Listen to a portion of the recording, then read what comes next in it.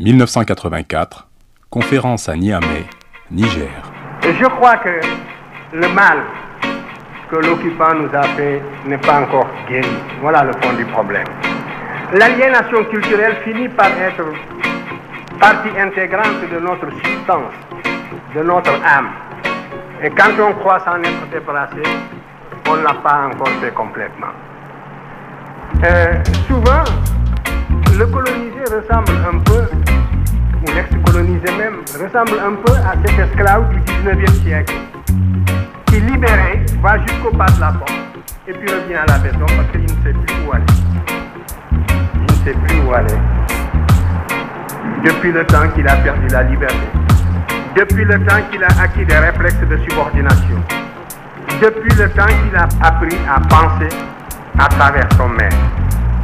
C'est un peu ce qui est arrivé aussi à l'intelligentsia africaine dans son ensemble. Parce que, en dehors de quelques questions, toutes les questions que vous m'avez posées reviennent à une seule. Quand est-ce que les Blancs vous reconnaîtront-ils? Parce que la vérité sonne blanche. C'est cela. Mais c'est dangereux ce que vous dites. Parce que si réellement l'égalité intellectuelle est tangible, l'Afrique devrait, sur des thèmes controversés, être capable d'accéder à la vérité par sa propre investigation intellectuelle, se maintenir à cette vérité jusqu'à ce que l'humanité sache que l'Afrique ne sera plus frustrée, que les idéologues perdront leur temps parce qu'ils ont rencontré des intelligences égales qui peuvent leur tenir tête sur le plan de la recherche de la vérité. Mais vous êtes persuadé que pour qu'une vérité soit valable et objective, il faut qu'elle sonne blanche.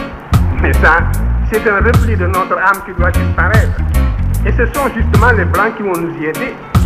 Moi, si je n'étais pas intimement persuadé de l'égalité des races, si je n'étais pas intimement persuadé de la capacité de chaque race de mener sa destinée intellectuelle et culturelle, mais je serais déçu. Que ferions-nous dans le monde s'il y avait réellement cette hiérarchisation intellectuelle? Mais il faudrait s'attendre à une disparition d'une manière ou d'une autre. Parce que le conflit, il est partout, il est à tous les niveaux, il est dans tous ces débats, il est jusque dans nos relations internationales les plus feutrées. Nous menons et on mène contre nous le combat le plus violent même que celui qui a conduit à la disparition de certaines espèces. Et il faut justement que votre sagacité intellectuelle aille jusque-là. Alors, donc, toutes les questions que vous m'avez posées reviennent à peu près à la même. Les Blancs vous nient, ils ne vous ont pas encore répondu. Nous sommes donc dans le cirage, nous sommes dans le vague, nous sommes dans la brume. Non. Ce que j'ai dit un peu dans la préface de Openga, c'était cela, que par la connaissance directe, l'Afrique doit être capable de saisir une vérité, de savoir qu'elle est en possession d'une vérité, quel que soit le domaine d'ailleurs. Ce n'est pas seulement dans le domaine culturel.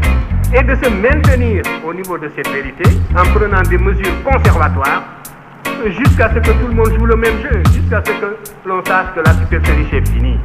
On n'a plus affaire à des enfants ou à des nouveau-nés. Mais c'est là à la fois une réaction intellectuelle, une réaction culturelle. Ça demande la mobilisation de toutes les capacités de l'être, un être qui, abstraction faite de son aliénation, a les mêmes capacités que n'importe quel autre être. Alors, regardez, dès que vous parlez de patrimoine culturel, la gauche occidentale et la droite se touchent. Et souvent la gauche est plus minable que la droite. Faites l'expérience, on vous accorde l'égalité abstraite, mais l'idée que les nègres aient pu connaître une promotion historique dans le passé leur est réfractaire. Ils sont réfractaires à cette idée. Et parce que leur formation intellectuelle tardivement acquise se situe à un niveau très superficiel, au niveau du cortex, au niveau de l'intellect.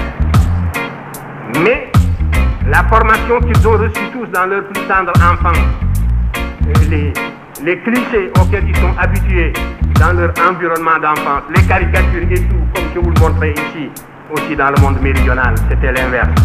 Tout cela les empêchait, les rendait aveugles.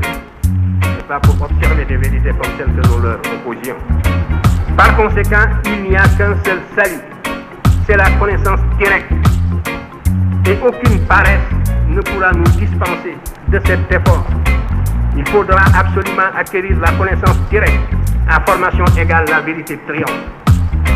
Formez-vous, armez-vous de science jusqu'aux dents, c'est ce que j'ai dit à Obenga, et arrachez votre patrimoine culturel. Alors, traînez-moi dans la boue si, quand vous arriverez à cette connaissance directe, vous découvrez que mes arguments sont inconsistants. C'est cela, mais il n'y a pas d'autre voie.